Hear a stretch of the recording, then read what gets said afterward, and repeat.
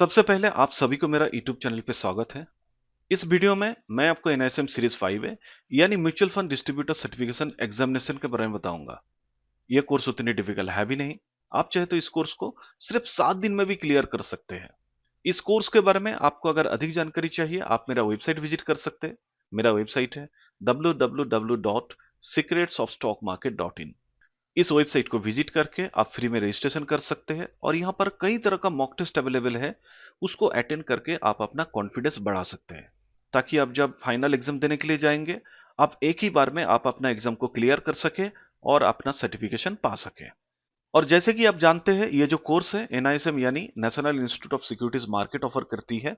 इसकी अपनी सिलेबस भी है और जैसे कि मैंने कहा इस सिलेबस का हर एक चैप्टर मैं स्टेप बाय स्टेप डिस्कशन करूंगा। हर एक चैप्टर के लिए एक एक वीडियो अपलोड करूंगा। तो इस वीडियो में मैं आपको चैप्टर 8 यानी टैक्सेशन के बारे में बताऊंगा। इस चैप्टर की वेटेज है 4। इसका मतलब इस चैप्टर से आपको एनआईएसएम की एग्जाम में 4 क्वेश्चन मिल सकती है। तो चलिए आगे बढ़ते हैं। सबसे पहले एजेंडा के ऊपर बात कर लेते हैं। एजेंडा में सबसे पहले रहेगी म्यूचुअल फंड रिलेटेड जो सारे एप्लीकेबल टैक्सेस है उसके बारे में बात करेंगे। उसके बाद मैं आपको बताऊंगा कैपिटल गेन्स के बारे में, उसका टैक्सेशन के बारे में। इसके बाद मैं आपको बताऊंगा डिविडेंड इनकम के बारे में जिसको हम लोग नॉर्मली आईडीसीडब्ल्यू ऑप्शन कहते हैं। इसके बाद मैं आपको स्टैम्प ड्यूटी के बारे में जानकारी दूंगा। मैं आपको बताऊंगा कैपिटल गेन और लॉस इनकम टैक्स एक्ट के आधार पर कैसे सेटिंग ऑफ होती है उसके बारे में प्रॉपर जानकारी दूंगा। और उसके बाद मैं आपको बताऊंगा एसटीटी यानी सिक्योरिटीज ट्रांजैक्शन टैक्स के बारे में। इसके बाद बात करेंगे अंडर सेक्शन 80C में इनकम टैक्स में टैक्स बेनिफिट किस तरह मिलती है इसके बारे में प्रॉपर जानकारी दूंगा क्योंकि एक इन्वेस्टर के लिए म्यूचुअल फंड का जो टैक्स बेनिफिट है ये बहुत ही महत्वपूर्ण हो जाती है। इसके बारे में मैं आपको बताऊंगा टीडीएस के बारे में और आखिर में मैं आपको बताऊंगा एप्लीकेबल जीएसटी के बारे में। तो चलिए आगे बढ़ते हैं। एजेंडा के हिसाब से सबसे जो पहला टॉपिक है म्यूचुअल फंड के ऊपर जो एप्लीकेबल टैक्सेस है उसके बारे में बात करते हैं। देखिए हम सभी जानते हैं कोई भी इन्वेस्टर अगर किसी भी जगह पर अगर पैसा निवेश करते हैं, इन्वेस्टमेंट करते हैं, उसमें से इन्वेस्टर को रिटर्न मिलती है या फिर किसी ना किसी रूप में इनकम मिलती है। चाहे उसको रिटर्न मिले या फिर इनकम मिले उसके ऊपर गवर्नमेंट को टैक्स देना पड़ता है। एक इन्वेस्टर को जो भी इनकम मिलती है या फिर जो भी रिटर्न मिलती है उसमें से सबसे पहले टैक्स को माइनस किया जाता है। टैक्स माइनस करने के बाद जो भी इनकम पड़े रहते हैं यानी रिटर्न पड़े रहते हैं उसको नेट इनकम या फिर नेट रिटर्न बोला जाता है जो इन्वेस्टर को मिलती है। अब आपके मन में एक सवाल हो सकता है अगर कोई म्यूचुअल फंड में पैसा निवेश करे तो उसको कितने टाइप के इनकम मिल सकती है म्यूचुअल फंड से। देखिए मैं आपको क्लियरली बता दूं म्यूचुअल फंड इन्वेस्टमेंट से 2 टाइप के इनकम आ सकती है। सबसे पहला जो इनकम टाइप है वो income earn by mutual fund scheme यानी कोई भी अगर म्यूचुअल फंड में पैसा निवेश करे म्यूचुअल फंड से इनकम अर्न हो सकती है। अब आपके मन में सवाल हो सकता है जो म्यूचुअल फंड स्कीम से इनकम अर्न कैसे होगी। तो चलिए मैं आपको एक्सप्लेन करता हूं। देखिए एक इन्वेस्टर जब म्यूचुअल फंड स्कीम में पैसा निवेश करते हैं उस पैसे को फंड मैनेजर मार्केटेबल सिक्योरिटीज में निवेश करते हैं जैसे कि शेयर्स में, डिवेंचर में। अगर कोई फंड मैनेजर शेयर्स में पैसा निवेश करते हैं तो शेयर से डिविडेंड मिल सकती है, ये एक तरह का इनकम है। या फिर डिवेंचर में अगर पैसा निवेश होती है तो डिवेंचर से इंटरेस्ट भी मिल सकती है, तो ये भी एक टाइप के इनकम है। और जब शेयर्स को बाय सेल किया जाता है या फिर डिवेंचर्स को बाय सेल किया जाता है सिक्योरिटीज मार्केट में उसमें से भी कैपिटल गेन हो सकती है या फिर कैपिटल लॉसेस भी हो सकती है। तो म्यूचुअल फंड से कई तरह का इनकम आ सकती है जैसे कि इंटरेस्ट के रूप में, डिविडेंड के रूप में या फिर कैपिटल गेन के रूप में। लेकिन आपको समझना होगा म्यूचुअल फंड इंडिया में ट्रस्ट के ऊपर कॉन्स्टिट्यूटेड है ताकि म्यूचुअल फंड होल्डर को ज्यादा से ज्यादा बेनिफिट मिले। इसीलिए म्यूचुअल फंड में जो इनकम होती है इस तरह की इनकम को इनकम टैक्स में एग्जेम्प्टेड किया जाता है यानी इसके ऊपर टैक्स नहीं लगती। देखिए income tax act section 1023D में क्लियरली बोला गया है अगर किसी भी म्यूचुअल फंड स्कीम से अगर किसी भी तरह की कोई भी इनकम जनरेट होती है तो उसको इनकम टैक्स से एग्जेम्प्टेड किया जाता है यानी इनकम टैक्स एप्लीकेबल नहीं होती है। अब बात करते हैं म्यूचुअल फंड का जो दूसरी टाइप की इनकम लेवल है उसके बारे में। वो है income earn by the investor from the investment in mutual fund units.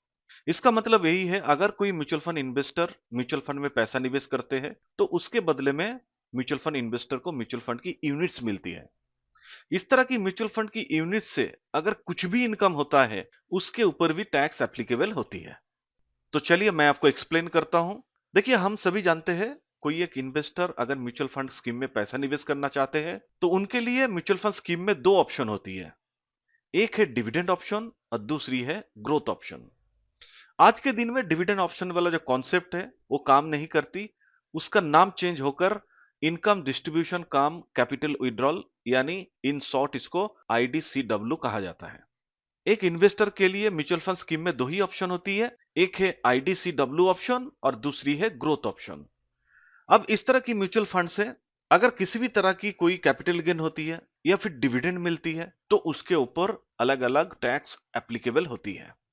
अब सवाल है कितना टैक्स एप्लीकेबल होती है। टैक्स रेट कुछ पैरामीटर्स के ऊपर डिपेंड करती है। वो पैरामीटर है जैसे कि टाइप ऑफ इनकम, अगर कैपिटल गेन हुई है उसके लिए अलग टैक्स रेट, अगर डिविडेंड इनकम यानी IDCW हुई है तो उसके लिए अलग टैक्स रेट। दूसरी इंपॉर्टेंट कंडीशन है होल्डिंग पीरियड, जहां पर देखा जाता है शॉर्ट टर्म कैपिटल गेन या फिर लॉन्ग टर्म कैपिटल गेन, दोनों के लिए टैक्स का रेट अलग अलग होती है। म्यूचुअल फंड स्कीम टाइप के ऊपर भी डिपेंड करती है टैक्स की रेट। कुछ म्यूचुअल फंड्स है जो इक्विटी ओरिएंटेड फंड्स है उसके लिए अलग टैक्स रेट होती है। स्पेसिफाइड म्यूचुअल फंड जैसे कि डेब्ट ओरिएंटेड म्यूचुअल फंड उसके लिए अलग टैक्स रेट होती है। और भी अलग अलग कुछ फंड्स होती है जैसे कि हाइब्रिड या फिर बैलेंस फंड, उसका टैक्स रेट अलग होती है। इन्वेस्टर टाइप के ऊपर भी डिपेंड करता है उसका टैक्स कितना लगेगा। देखिए अगर कोई इन्वेस्टर रेसिडेंट इंडियन इन्वेस्टर होती है उसके लिए अलग टैक्स रेट है, अगर NRI होती है या फिर नॉन इंडिविजुअल इन्वेस्टर होती है उसके लिए भी अलग अलग टैक्स रेट होती है। यहां पर और एक चीज आपको समझना पड़ेगा जो है कि म्यूचुअल फंड की डेट ऑफ परचेज। देखिए यूनियन बजट 2023 में कैपिटल गेन के ऊपर जो टैक्सेशन पॉलिसी है उसके ऊपर कई सारे चेंजेस की गई है और ये सारे चेंजेस 1 अप्रैल 2023 से एप्लीकेबल हुई है।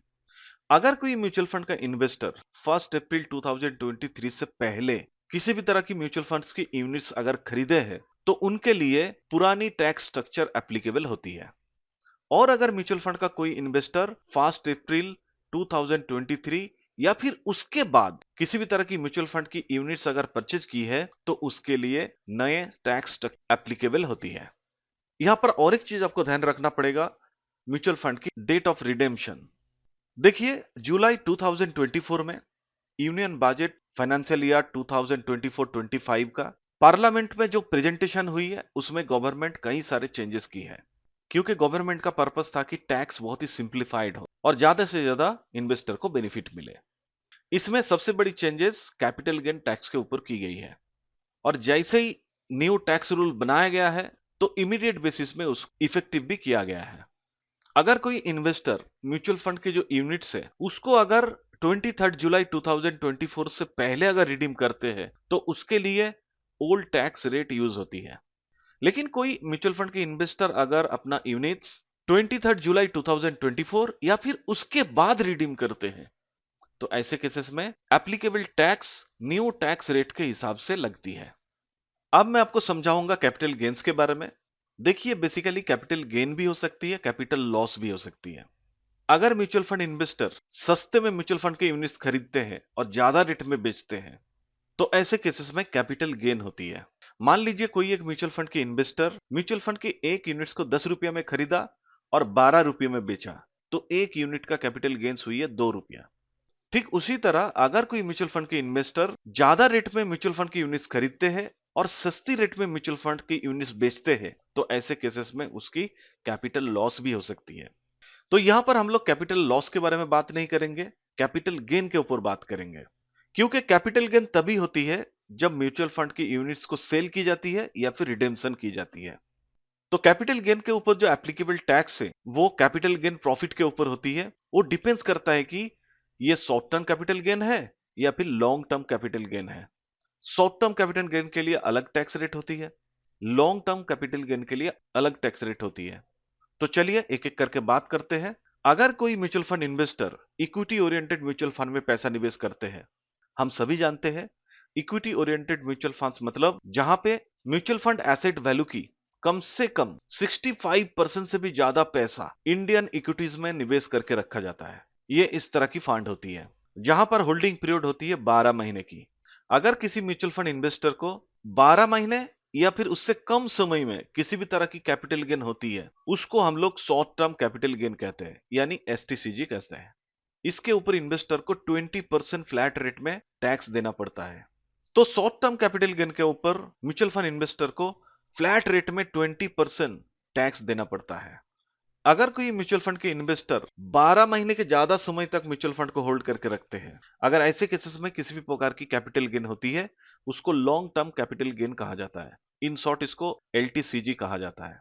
इसके ऊपर भी टैक्स लगती है। तो लॉन्ग टर्म कैपिटल गेन में जो प्रॉफिट होती है उसके ऊपर 12.5% टैक्स लगती है। लेकिन आपको यहां पर याद रखना होगा, लॉन्ग टर्म कैपिटल गेन में हर एक फाइनेंशियल ईयर में पहली जो 1,25,000 है, इस तरह की लॉन्ग टर्म कैपिटल गेन के ऊपर किसी भी तरह की टैक्स नहीं लगती। यानी फर्स्ट 1,25,000 के ऊपर लॉन्ग टर्म कैपिटल गेन के ऊपर कोई टैक्स नहीं लगेगी। उसके ऊपर जितने भी लॉन्ग टर्म कैपिटल गेन बचा रहेगा 12.5% टैक्स लगती है। आप बात करते हैं दूसरी म्यूचुअल फंड जो डेप्ट ओरिएंटेड म्यूचुअल फंड है। जैसे कि थोड़ी देर पहले ही मैंने बताया, 1 अप्रैल 2023 से यूनिट परचेज का जो पॉलिसी है, टैक्स रेट है, उसके ऊपर काफी सारे चेंजेस की गई है। डेप्ट ओरिएंटेड म्यूचुअल फंड के लिए जो भी गेन होती है उस सारे के सारे गेन शॉर्ट टर्म में कंसीडर किया जाता है और उसको डायरेक्टली इन्वेस्टर का जो टैक्सेबल इनकम है उसमें उसको ऐड किया जाता है। तो उसके हिसाब से देखें तो इन्वेस्टर का जो इनकम टैक्स स्लैब रेट है उसके हिसाब से ही इन्वेस्टर को टैक्स देना पड़ता है। यहां पर किसी भी तरह की इंडेक्सेशन बेनिफिट अवेलेबल नहीं है।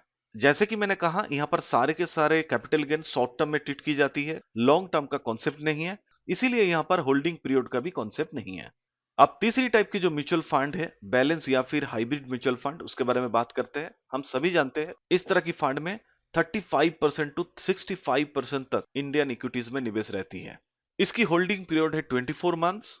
इसका मतलब अगर कोई म्यूचुअल फंड इन्वेस्टर 24 महीने या फिर उससे कम समय म्यूचुअल फंड में पैसा निवेश करके रखते हैं और वहां से अगर किसी भी तरह की कोई कैपिटल गेन होती है, उसको हम लोग शॉर्ट टर्म कैपिटल गेन कहते हैं। इस तरह की शॉर्ट टर्म कैपिटल गेन के ऊपर भी टैक्स लगती है और ये बेसिकली इन्वेस्टर का इंडिविजुअल जो टैक्स स्लैब रेट है उसके हिसाब से ही देना पड़ता है। लेकिन अगर कोई इन्वेस्टर 24 महीने से ज्यादा समय तक म्यूचुअल फंड को होल्ड करके रखते हैं, तो ऐसे केसेस में म्यूचुअल फंड होल्डर को अगर किसी भी तरह की कैपिटल गेन होती है, उसको हम लोग LTCG यानी लॉन्ग टर्म कैपिटल गेन कहते हैं। उसके ऊपर भी इन्वेस्टर को टैक्स देना पड़ता है। ऐसे केसेस में टैक्स का जो फ्लैट रेट है वो 12.50% है। उसके हिसाब से टैक्स को कैलकुलेट किया जाता है। अब मैं आपको डिविडेंड इनकम के बारे में बताऊंगा। देखिए, थोड़ी देर पहले ही मैंने बताया आज के दिन में डिविडेंड इनकम की कॉन्सेप्ट नहीं है। उसके बदले में नई नाम दी गई है income distribution come capital withdrawal. In short इसको IDCW कहते हैं। देखिए, जैसे कि मैंने कहा, डिविडेंड इनकम कॉन्सेप्ट आज के दिन में नहीं है, इसीलिए डिविडेंड डिस्ट्रीब्यूशन टैक्स यानी DDT इसकी एग्जिस्टेंस फंड हाउस में नहीं है, यानी इस तरह की टैक्स एप्लीकेबल नहीं होती है। और जैसे कि मैंने कहा, आज के दिन में IDCW ऑप्शन अवेलेबल है, तो इस तरह की कोई भी अगर इनकम होती है तो इस तरह की इनकम को फुल्ली टैक्सेबल किया जाता है और इस तरह का टैक्स इन्वेस्टर को पे करना पड़ता है। अब यहां पर सवाल हो सकता है, इस तरह की टैक्स कैलकुलेशन करने के टाइम में इसकी हेड ऑफ इनकम क्या होती है? तो मैं आपको क्लियरली बता दूं, इसको इनकम टैक्स में income from other source category के अंदर डाला जाता है। अब सबसे बड़ा सवाल है कि टैक्स रेट क्या होगा। देखिए, मैं आपको क्लियरली बता दूं, अगर म्यूचुअल फंड यूनिट से अगर किसी प्रकार की IDCW इनकम होती है तो उसके ऊपर टैक्स एप्लीकेबल होती है। इन्वेस्टर का इंडिविजुअल जो टैक्स इनकम स्लैब रेट है उसके अनुसार एप्लीकेबल किया जाता है। इस तरह की इनकम के अगस्त में किसी प्रकार की कोई डिडक्शन एप्लीकेबल नहीं होती है। अब मैं आपको बताऊंगा म्यूचुअल फंड यूनिट्स के ऊपर स्टैम्प ड्यूटी चार्जेस के बारे में। देखिए, सबसे पहले तो आपको समझना होगा स्टैम्प ड्यूटी चार्जेस कब देना पड़ता है। अगर कोई इन्वेस्टर के लिए म्यूचुअल फंड यूनिट्स को इशू की जाती है तब इन्वेस्टर को स्टैम्प ड्यूटी चार्जेस देना पड़ता है। या फिर ऑल ओवर इंडिया में म्यूचुअल फंड यूनिट्स को अगर एक डीमैट अकाउंट से दूसरी डीमैट अकाउंट में ट्रांसफर की जाती है, ऐसे केसेस में भी इन्वेस्टर को स्टैम्प ड्यूटी चार्जेस देना पड़ता है।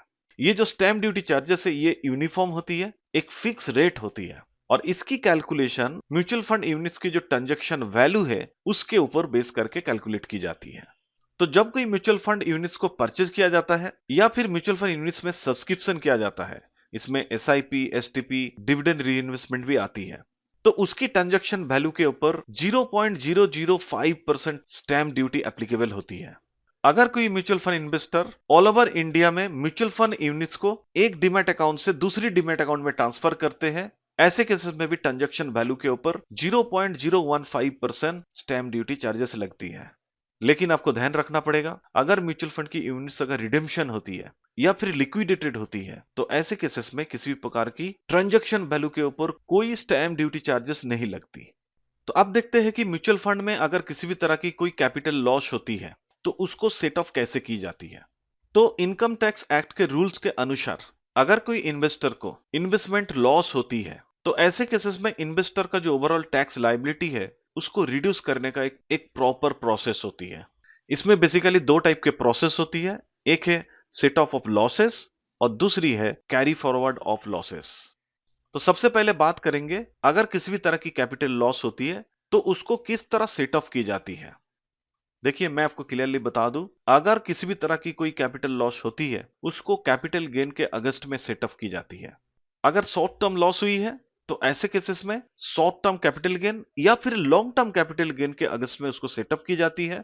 और अगर लॉन्ग टर्म लॉस हुई है तो ऐसे केसेस में केवल लॉन्ग टर्म कैपिटल गेन के अगेंस्ट में उसको सेटअप की जाती है। लेकिन कभी कभी ऐसा भी होता है सारे लॉस को सेटअप नहीं किया जा सकता। अगर लॉस को सेटअप नहीं किया जा सकता है सेम ईयर में तो ऐसे केसेस में उसको 8 असेसमेंट ईयर तक कैरी फॉरवर्ड किया जा सकता है। लेकिन आपको ध्यान रखना पड़ेगा, कैपिटल लॉस को कभी भी any other head of income के अगेंस्ट में सेट ऑफ नहीं किया जा सकता, जैसे कि सैलरी के अगेंस्ट में, बिजनेस इनकम के अगेंस्ट में या फिर इनकम फ्रॉम अदर सोर्स के अगेंस्ट में सेटअप नहीं किया जा सकता। अब मैं आपको बताऊंगा सिक्योरिटी ट्रांजैक्शन टैक्स यानी एसटीटी के बारे में। देखिए एसटीटी बेसिकली एक एसेट टर्नओवर टैक्स है। जब कोई इन्वेस्टर किसी भी प्रकार की इक्विटी या फिर इक्विटी ओरिएंटेड म्यूचुअल फंड्स को कोई रिकॉग्नाइज स्टॉक एक्सचेंज में या फिर एएमसी के द्वारा डायरेक्टली किसी भी प्रकार की कोई ट्रांजैक्शन करते हैं तो ऐसे केसेस में उस ट्रांजैक्शन के ऊपर एसटीटी देना पड़ता है। STT basically mutual fund scheme के माध्यम से पे की जाती है, इसीलिए एसटीटी का इंपैक्ट नैब के ऊपर आती है, यानी कस्टमर को जो रिटर्न मिलती है उसके ऊपर एक एसटीटी का इंपैक्ट देखने को मिलती है। अगर कोई इन्वेस्टर किसी भी तरह की इक्विटी ओरिएंटेड फंड सेल करते हैं या फिर यूनिट्स को रिडेम्पशन करते हैं तो ऐसे केसेस में सेलर को ट्रांजैक्शन अमाउंट के ऊपर 0.001% एसटीटी टैक्स देना पड़ता है। लेकिन अगर कोई investor equity mutual fund units को परचेज करते हैं या फिर सब्सक्रिप्शन करते हैं तो ऐसे केसेस में इस तरह की ट्रांजैक्शन के ऊपर किसी भी तरह की कोई एसटीटी एप्लीकेबल नहीं होती है। ठीक है, उसी तरह अगर कोई इन्वेस्टर किसी भी तरह की डेब्ट फंड की यानी डेब्ट ओरिएंटेड म्यूचुअल फंड की यूनिट्स को बाई करते हैं या फिर सेल करते हैं, इस तरह की किसी भी केस में इन्वेस्टर को कोई भी एसटीटी देने की जरूरत नहीं है। अब मैं आपको इनकम टैक्स एक्ट के अंडर सेक्शन 80C में टैक्स बेनिफिट के बारे में बताऊंगा। देखिए इस तरह की टैक्स बेनिफिट केवल इक्विटी लिंक सेविंग स्कीम में मिलती है, जिसको हम लोग in short ELSS mutual fund कहते हैं। अगर कोई इन्वेस्टर इस तरह की म्यूचुअल फंड में पैसा निवेश करते हैं, जिसको हम लोग नॉर्मली ईएसएस कहते हैं, तो इस तरह की म्यूचुअल फंड से टैक्स डिडक्शन की बेनिफिट मिलती है। इन्वेस्टर का जो टोटल ग्रॉस इनकम है, इनकम टैक्स के अंडर सेक्शन 80C के अंदर 1.5 लाख रुपया तक डिडक्शन क्लेम कर सकते हैं। लेकिन आपको ध्यान रखना होगा, इस तरह की बेनिफिट केवल जो इन्वेस्टर ओल्ड टैक्स रिजीम को यूज करते हैं उनके लिए एप्लीकेबल है। लेकिन कोई इन्वेस्टर अगर न्यू टैक्स रिजीम को यूज करते हैं, फॉलो करते हैं, ऐसे केसेस में सेक्शन 80C के अंडर जो बेनिफिट है इस तरह की बेनिफिट नहीं मिलती है। इसके साथ साथ आपको और एक चीज याद रखना पड़ेगा, अगर कोई investor equity link saving scheme में पैसा निवेश करते हैं, उसका ये म्यूचुअल फंड मैंडेटरीली 3 साल के लिए लॉक हो जाते हैं। यानी ईएलएसएस टाइप की जो म्यूचुअल फंड है इसकी लॉक इन पीरियड है 3 साल। जिस दिन म्यूचुअल फंड की यूनिट्स को अलॉट किया जाता है उस दिन से लेकर 3 साल तक इस तरह की म्यूचुअल फंड की जो यूनिट्स है उसको रिडीम नहीं किया जा सकता, उसको सेल नहीं किया जा सकता, क्योंकि वो 3 साल के लिए लॉक हो जाती है। तभी गवर्नमेंट इस तरह की म्यूचुअल फंड स्कीम से सेक्शन 80C के अंदर ग्रॉस टोटल इनकम से 1.5 लाख रुपया तक डिडक्शन की बेनिफिट देती है। अब मैं आपको टीडीएस के बारे में बताऊंगा, यानी टैक्स डिडक्टेड एट सोर्स के बारे में। देखिए आप सभी जानते हैं कि टीडीएस जो बेसिकली डिपेंड करती है कि कस्टमर रेसिडेंट ऑफ इंडियन है या फिर नॉन रेसिडेंट ऑफ इंडिया है। यानी अगर इंडियन है उसके लिए टीडीएस अलग है, और अगर एनआरआई है यानी नॉन रेसिडेंट इंडियन है तो ऐसे केसेस में उसका टीडीएस अलग होती है। अगर आईडीसीडब्ल्यू ऑप्शन से डिविडेंड मिलती है, उसकी पे आउट अगर किसी एक सिंगल एएमसी कंपनी से 10,000 से ज्यादा होती है तो ऐसे केसेस में 10% टीडीएस एप्लीकेबल होती है। लेकिन अगर पे आउट 10,000 से कम होती है तो ऐसे केसेस में किसी प्रकार की कोई टीडीएस एप्लीकेबल नहीं होती है। लेकिन एक एनआरआई कस्टमर के लिए फ्लैट रेट में 20% या फिर एप्लीकेबल टैक्स ड्यूटी रेट, इन दोनों में से जो कम है, इन्वेस्टर का फर्स्ट रुपी अमाउंट से यानी टोटल अमाउंट के ऊपर ये रेट एप्लीकेबल होती है। यहाँ पर किसी भी तरह की कोई डिडक्शन नहीं होती है। अगर कोई इन्वेस्टर का कैपिटल गेन इक्विटी फंड से होती है, यानी इन्वेस्टर अगर इक्विटी स्कीम का म्यूचुअल फंड यूनिट्स को अगर वो रिडीम करते हैं, तो रिडीम्शन के ऊपर किसी भी तरह की कोई टीडीएस एप्लीकेबल नहीं होती है। ऐसे केसेस में उस कस्टमर को एज एन इंडिविजुअल कस्टमर के हिसाब से जो टैक्स एप्लीकेबल होती है, उसके हिसाब से उसको रेगुलर टैक्स फाइलिंग करना पड़ता है। लेकिन अगर कस्टमर एनआरआई है, तो ऐसे केसेस में शॉर्ट टर्म कैपिटल गेन के लिए डायरेक्ट 20% और लॉन्ग टर्म कैपिटल गेन के लिए 12.5% टैक्स एप्लीकेबल होती है। लेकिन अगर कोई इन्वेस्टर डेब्ट म्यूचुअल फंड से अगर कैपिटल गेन करते हैं, ऐसे केसेस में किसी प्रकार की रिडेम्पशन के लिए कोई टीडीएस एप्लीकेबल नहीं होती है इंडियन कस्टमर के लिए। लेकिन अगर कस्टमर एनआरआई कस्टमर होते हैं, तो ऐसे केसेस में शॉर्ट टर्म कैपिटल गेन के लिए मैक्सिमम एप्लीकेबल स्लैब रेट में टैक्स एप्लीकेबल होती है। अब मैं आपको एजेंडा के हिसाब से जो आखिरी टॉपिक है, एप्लीकेबिलिटी ऑफ जीएसटी। जीएसटी यानी गुड्स एंड सर्विसेज टैक्स। देखिए, हम सभी जानते हैं जीएसटी का जो इंपैक्ट होती है बेसिकली म्यूचुअल फंड इकोसिस्टम के ऊपर होती है।